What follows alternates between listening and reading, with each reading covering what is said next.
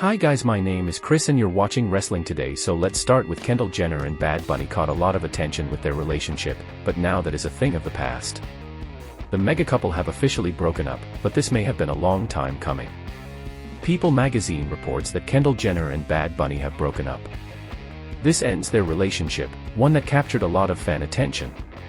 The reason behind Bad Bunny and Kendall Jenner's breakup remains entirely unknown, lacking any context or substantial details. The only information provided is that they are no longer a couple, a statement that seems plausible if accurate. Anticipation of this breakup had been building for some observers of Kendall Jenner and Bad Bunny. Many believed it was overdue, noting the extended absence of sightings or photos of them together. Kendall's recent trip to Aspen intensified these speculations. During her time in Aspen, Kendall was seen enjoying the town with friends over the past couple of days, appearing notably single. Bad Bunny's absence was evident, extending beyond a month, and he has been missing from Los Angeles for quite some time. The last public appearance of Kendall Jenner and Bad Bunny together dates back to late October, where they were seen at a breakfast place in Beverly Hills following a Halloween celebration the previous night. Prior to that, the two seemed inseparable, frequently appearing together in various locations across Los Angeles and elsewhere. However, their tendency to coordinate entrances and exits, avoiding being captured together in the same frame, might have hinted at an impending split. Kendall Jenner never made it to a WWE event to watch Bad Bunny compete. Sadly, WWE won't get that burst of PR buzz, but that relationship certainly created a lot of headlines while they were together. What's your take on Kendall Jenner and Bad Bunny calling it quits? The next story is about Seth Rollins and CM Punk are now share a locker room on WWE Raw, since Punk joined the Monday Night brand. On Busted Open Radio, former AEW Women's World Champion Thunder Rosa thinks that the real-life animosity between the two men will cause sparks. Rollins called Punk a cancer when he was not in the company. When somebody calls you a cancer, that's a big statement, Rosa said, F around and find out. Thunder describes Seth and his wife Becky Lynch as the most loyal couple in WWE at the moment, but thinks that their complaints about Punk talking trash about AEW cut both ways, as Rollins was being just as caustic with his comments about Punk. Rollins was visibly enraged by Punk's return to WWE at Survivor Series, War Games, and took exception to the prodigal superstar referring to WWE as his home, when Rollins has been wrestling there for nearly a decade, while Punk worked elsewhere. Backstage reports have indicated that whether there is real animosity between the two men or not, Rollins' reaction was part of the budding storyline between the two former WWE champions.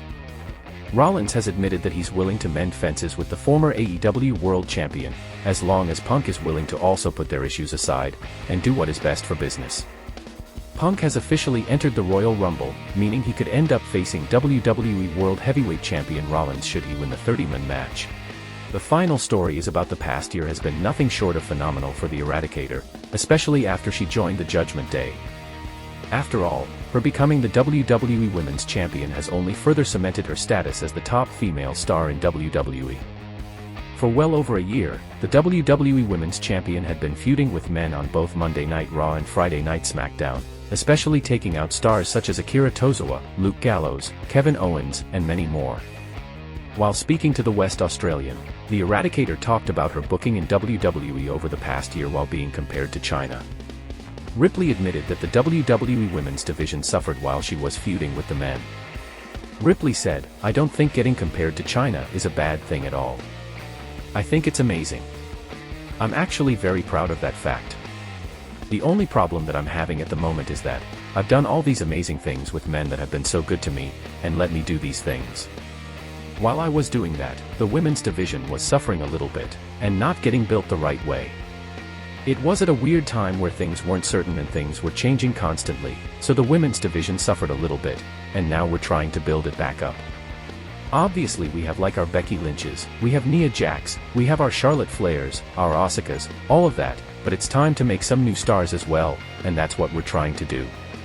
We're trying to make new names and get the women's division rocking and rolling. So there's lots of great challenges, but for me, I love doing everything. I love beating the men up. I love beating the women up. It makes me different, it makes me stand out, and it's a lot of fun. There is certainly truth to what Rhea Ripley said, as fans had been complaining that Ripley barely did anything as the champion and simply put most of her energy into the Judgment Day. Regardless, we'll have to see how WWE will continue to book Ripley in the coming weeks. What do you think of what Rhea Ripley said? Are you in agreement with the women's division suffering because of her feuds with men in WWE? Thanks guys for watching and please subscribe.